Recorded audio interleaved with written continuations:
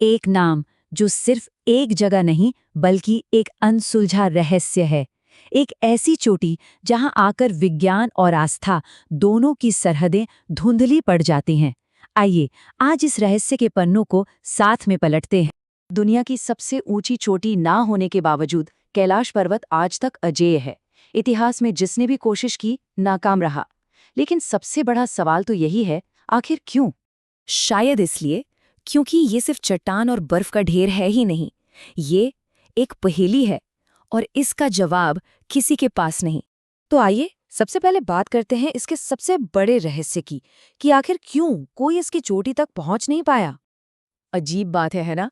सोचिए, दुनिया में इससे कहीं ज्यादा ऊंचे मुश्किल पहाड़ों पर इंसान ने फतेह हासिल कर ली, लेकिन कैलाश, यहाँ तो हर कोशिश, हर अभियान एक रहस्यमयी दीवार से टकराकर वापस लौट आया और आखिरकार इस पर चढ़ने पर आधिकारिक तौर पर पाबंदी ही लगा दी गई।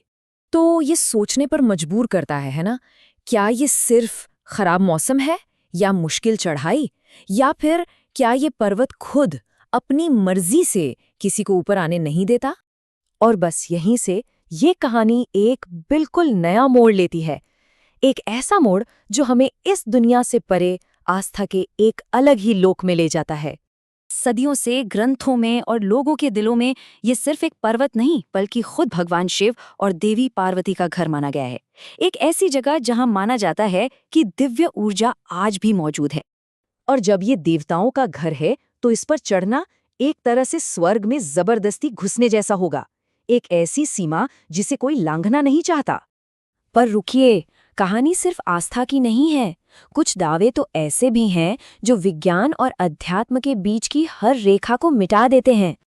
देखिए, एक तरफ विज्ञान कहता है कि ये ट्रांस हिमालयन रेंज की एक अनोखी काली चट्टान है, एक जियोलॉजिकल फॉर्मेशन, बस।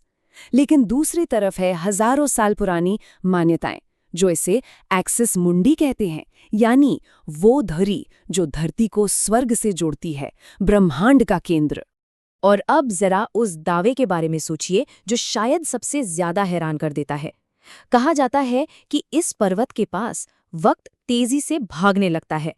यहाँ आने वाले बताते हैं कि उनके बाल और नाखून दोगुनी रफ्तार से बढ़ने लगते हैं, मानो कुछ घंटों में ही कई दिन गुजर गए हों।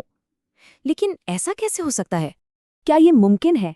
क्या सच में कैलाश के आसपास समय का पहिया ही अलग रफ्तार से घूमता है? इसका जवाब किसी के पास नहीं। लेकिन रुकिए, रहस्य अभी खत्म नहीं हुए हैं। इस पर्वत के ठीक नीचे दो ऐसी झीलें हैं जो अच्छे और बुरे की, रोशनी और अंधेरे की एक अजीब कहानी कहती हैं। एक तरफ है मानसरोवर, देवताओं की झील, जिसका पानी मीठा है, शांत है, प्रकाश, पवित्रता और दिव्य चेतना का प्रतीक।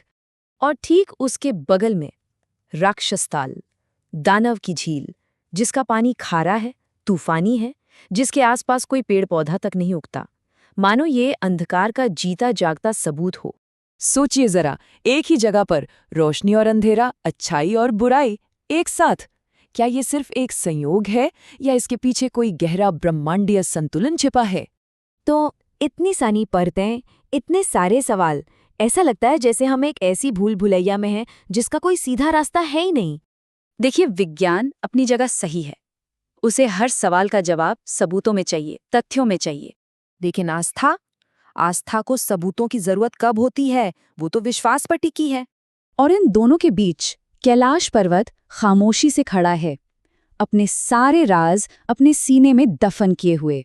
शायद कुछ रहस्य सुलझाने के लिए होते ही नहीं हैं।